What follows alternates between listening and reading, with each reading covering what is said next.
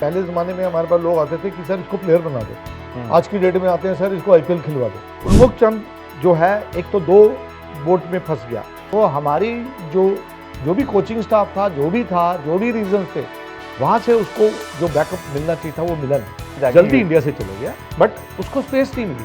Hello and welcome to cricket country. देखिए, मेरा नाम है अभिषेक शर्मा और आज हम आपके पास लाए हैं सीसी एक्सक्लूसिव में एक बेहद बड़ा इंटरव्यू। और क्योंकि आज हमारे साथ जुड़े हुए हैं मिस्टर उदय गुप्ता, जो कि हमारे को पिछले मैं कहूँगा 28 सालों से दिल्ली में मॉडर्न स्कूल बाराखंबा में क्रिकेट की ट्रेनिंग दे रहे हैं, बच्चों को सिखा रहे हैं। साथ ही साथ ये रणजी ट्रॉफी भी खेले हुए हैं, विजय हजारे ट्रॉफी भी खेले हुए हैं और बहुत बड़े बड़े क्रिकेटर्स को इन्होंने ट्रेन किया है। सर, सबसे पहले तो welcome to cricket country. Thank you. में आपका स्वागत है सर। Thank you sir. शुरुआत देखिए, बहुत सारे सवाल मेरे को पूछने हैं आपसे, बहुत मैं कहूँगा इंटरेस्टिंग इंटरव्यू हम इसको बनाएंगे। ठीक है। पर सबसे पहला सर सवाल, क्रिकेट खेलना या क्रिकेट सिखाना, दोनों में से क्या एक चीज जो मुश्किल है? क्रिकेट सिखाना ज़्यादा मुश्किल काम है। क्रिकेट सिखाना ज़्यादा मुश्किल काम है। उसमें मुश्किल इसलिए है कि जब आप क्रिकेट खेलते हैं तो जो आप गलतियां करते हैं तो आपको समझ आती है कि मेरी ये गलती थी, और जो इस बच्चे को इसको आप सिखाने जा रहे हैं आपने उसमें वो गलती नहीं होने देनी। आपको क्या लगता है करंट सिनेरियो में जो इंडिया में डोमेस्टिक क्रिकेट का सर क्या सीन है? इज इट मतलब वो बहुत सही लेवल पे जा रहा है, पहले से सुधरा है, पहले से जो उनका लेवल है वो कहीं कम हुआ है? क्या सिचुएशन है करंट सिनेरियो में डोमेस्टिक क्रिकेट की इंडिया में? अगर आप कहें जी स्तर बहुत अच्छा हो गया तो इसके लिए मैं बिल्कुल भी सहमत नहीं हूँ। स्तर सिर्फ फास्ट बॉलिंग का अच्छा हुआ है और स्पिनर्स में इस टाइम हिंदुस्तान कहते हैं जी हिंदुस्तानी स्पिनर बहुत अच्छे होते हैं, लेकिन हमारे अगर आप लोग डोमेस्टिक क्रिकेट देखेंगे तो उसमें स्पिनर्स का स्टैंडर्ड उतना अच्छा नहीं है। उसके पीछे भी रीज़न है कि हम लोग बहुत ज़्यादा T20 और 50 ओवर गेम्स में इंटरेस्ट ज़्यादा ले रहे हैं क्योंकि उसमें पैसे ज़्यादा है। सर, बच्चे आते हैं आपके पास तो उनके कुछ माइंड में प्रिपेयर होता है कि T20 क्रिकेट खेलना है या टेस्ट क्रिकेट खेलना है, ऐसा कुछ लेके आते हैं, माइंडसेट लेके आते हैं, या सिर्फ खेलना ही है इंपॉर्टेंट? पहले ज़माने में हमारे पास लोग आते थे कि सर इसको प्लेयर बना दो। आज की डेट में आते हैं सर इसको आईपीएल खिलवा दो। बस हर पेरेंट का यही है जी आईपीएल खिला दो, क्योंकि आईपीएल का ग्लैमर बहुत ज़्यादा है। You being a coach for more than 28 years, एक सबसे बड़ा सवाल जो मैं काफी टाइम से पूछना चाहता था, सर आपके पास किस उम्र के बच्चे आते हैं? कम से कम किस एज का आता है और ज्यादा से ज्यादा किस एज तक का बच्चा आपके पास क्रिकेट सीखने आता है? देखिए, मेरे पास जो सीखने आते हैं वो तो 7-8 साल से बच्चे शुरू होते हैं। 7 साल से शुरू हो जाते स्टार्टिंग एज? हाँ जी, 7-1 साल से हम उसको ट्रेनिंग देना शुरू कर देते हैं। और प्रैक्टिकली स्पीकिंग मैं 22-23 साल तक बच्चे को सिखाने का काम करता हूँ।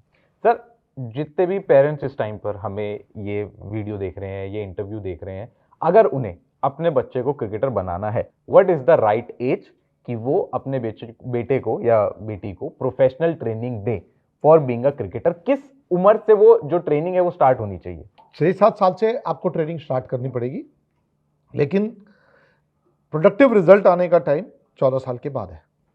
ये सचिन तेंदुलकर जब से उन्होंने एकदम ब्लास्ट कर दिया पूरे वर्ल्ड क्रिकेट में 15 साल की उम्र में, तो हर पेरेंट सोचता है जी कि शायद 10 साल में ही बंदा प्लेयर बन जाता है। प्लेयर 10 साल में नहीं बनता है।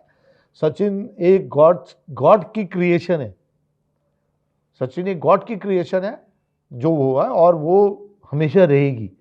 लेकिन अगर आपको कोई बहुत अच्छा प्लेयर बनाना है तो वो 14 के बाद ही जाके रिजल्ट देने शुरू करते हैं।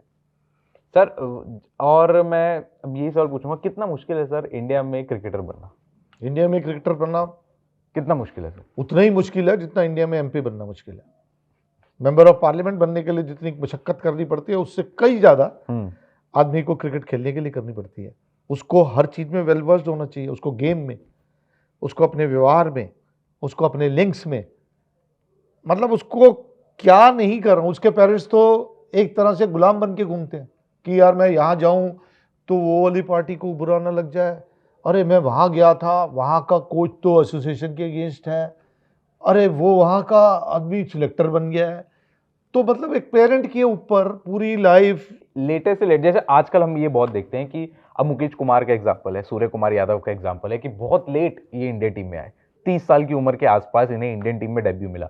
और वहीं एग्जांपल मैं कहूँगा शुभमन गिल का भी है, 19-20 साल 21 साल की उम्र में उन्होंने डेब्यू कर लिया इंडियन क्रिकेट टीम के लिए। ये जो डिफरेंस है 10-11 साल का सर बहुत होता है एक स्पोर्ट्स के उसमें, क्योंकि आपकी स्पोर्ट्स की लाइफ ही कितनी 37 साल तक की तो लाइफ होती है। आप 37-38 साल तक ही आप एक प्रोफेशनल क्रिकेट खेलते हो ज़्यादातर। तो ये जो 10 साल का डिफरेंस है ये सर क्यों आता है कि कोई 21 साल में भी खेल रहा है, कोई 30 साल में भी खेल रहा है। देखिए इसमें सरकमस्टांसेस की बात होती है। अब सूर्य कुमार यादव है, सूर्य कुमार यादव अगर वर्ल्ड कप नहीं खेला अंडर 19 का तो उसको एक्सपोजर बहुत कम है।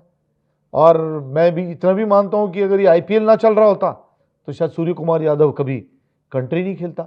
जहां उसको थोड़ा फेलियर मिला तो वो डाउन हुआ। अगर आपको शायद मालूम है कि नहीं मालूम, मुझे भी किसी ने बताई है कि जिस टाइम सचिन तेंदुलकर को मुंबई क्रिकेट में at a young age Ranji trophy के लिए इंक्लूड कर रहे थे, the meeting lasted for 4-5 hours. Ajit Wadekar was the chairman. Ajit Wadekar was adamant that if you include him, you have to give chance him all 5 games, whether he scores 10 zeros. तब मैं इसको नाम डालूंगा, क्योंकि कई प्लेयर उसने बोला है इसीलिए खराब हो गए कि उनको यंग एज में चांस दिया गया और वो बेचारे 1-2 फेलियर हो गए, उनको बाहर कर दिया, तो उससे वो 4 साल पीछे आ गया। पर यंग प्लेयर से सर एक नाम जिसको आपने खुद पर्सनली भी ट्रेन किया है, मैं उन्मुख चंद की बात कर रहा हूं, जिनके बारे में आजकल बहुत बातें होती हैं, क्योंकि अब ये बताया जा रहा है कि वो शायद यूएसए के लिए खेल सकते हैं और अगेंस्ट इंडिया जब 2024 T20 वर्ल्ड कप हो रहा है तो अगेंस्ट इंडिया उन्मुख चंद खेलेंगे। पर सर उन्मुख चंद के बारे में आपने उनको इतने पर्सनली ट्रेन किया, आप उनको जानते हैं बड़े अच्छे से, क्या हुआ सर उन्मुख चंद के साथ? उन्मुख चंद के साथ क्या हुआ, उन्मुख चंद जो है वो बहुत जल्दी प्रोमिनेंस में आया। बोर्ड ने बहुत अच्छा किया, उसको बहुत क्विक चांस दिए and he was a good player. वो परफॉर्म भी करता गया। विराट कोहली से कंपेयर किया जा रहा था उन्हें? जी, अब कंपैरिजन तो देखो 2 प्लेयर्स में होता ही नहीं है, जो लोग करते हैं वो। तो उन्मुख चंद जो है एक तो 2 बोट में फंस गया, T20 and one day and test cricket. Since he perform very good in white ball at Australia in world cup, लोग कहते हैं जी वर्ल्ड कप वाइट बॉल का बहुत अच्छा प्लेयर है। T20 में उसको डाला, उन दिनों में बोर्ड की इंस्ट्रक्शन थी कि भाई जो भी वर्ल्ड कप के जूनियर लड़के होते हैं उनको टीम में डालिए, उसमें आ गया। उसमें उसने कुछ मैचों में अच्छा भी किया। तो एक ना स्टैंडर्ड बन जाता है प्लेयर का कि भाई आप तो इसी स्टैंडर्ड में हो। अगर आप रणजी ट्रॉफी में 50-60 पे आउट हो गए तो आपको बोले यार यू आर फेलियर।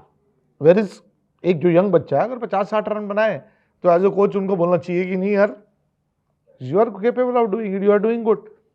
उन्होंने अच्छा किया, लेकिन जब उसको थोड़ा सा फेलियर मिला तो हमारी जो भी कोचिंग स्टाफ था, जो भी रीजन थे, वहाँ से उसको जो बैकअप मिलना चाहिए था वो मिला नहीं।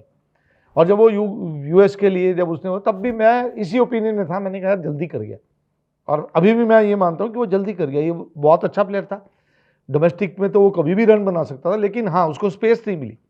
जल्दी कर गया मतलब कि जल्दी इंडिया से चले गया, बट उसको स्पेस नहीं मिली।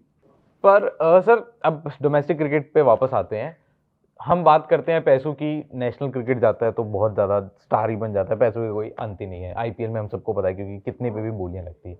डोमेस्टिक क्रिकेट कोई प्लेयर खेल रहा है क्योंकि द रियल क्रिकेट तो हर प्लेयर वहीं से शुरू होता है, डोमेस्टिक ही है। कितना पैसा है सर डोमेस्टिक क्रिकेट में? डोमेस्टिक क्रिकेट में अगर आप कहें तो पैसा कम नहीं है। अब पता नहीं ना आदमी की इच्छा कितनी है, लेकिन अगर एक आदमी को हेल्दी और गुड अच्छी लाइफ जीनी है तो, और अगर वो रणजी ट्रॉफी का एक पूरा सीजन खेलता है, रजी हजारे ये वो, तो 25 से 30 लाख रुपए तक उसकी इनकम है।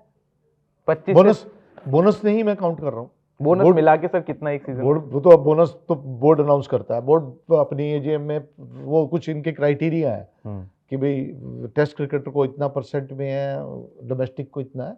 बट अगर वो खेले तो आप एवरेज लगाइए ना कि 1.5 लाख रुपए तो एक रणजी ट्रॉफी मैच के है ही है उसके पास। फिर 7 मैच उसके वो हैं अपने विजय हजारे के 7 मैच। उसमें कितने पैसे मिलते हैं? उसमें 50,000 के करीब मेरे ख्याल पर मैच है, 40-50,000 पर मैच है। उसमें थोड़ा 35 है, इसमें 160 वो है। तो मतलब it is a handsome amount कि आप अगर कहीं भी अगर आप 4 दिन का मैच खेल रहे हैं और आपको 50,000 रुपये रोज मिल रहा है तो it is a handsome amount. बहुत है सर, इनफ है, it's handsome amount. And if you play Dilip trophy, Devdutt trophy, तो अच्छा अमाउंट है। अब इट डिपेंड्स, भाई जो अच्छा होगा उसको उसी को मिलेगा इतना, तो अच्छा अर्न कर सकता है। पर एक बंदा अगर एक प्लेयर पूरा रणजी सीजन खेल लेता है, बोनस मिला के अगर आप अप्रॉक्स कोई अमाउंट बताना चाहें तो कितना हो सकता है? 40-1 लाख रुपये तो बन सकते हैं उसके। बोनस अगर अच्छा देती है और बोर्ड का प्रॉफिट बहुत अच्छा है, प्रॉफिट से ही बोनस देती है, तो उस हिसाब से अच्छे पैसे मिलने चाहिए इनको।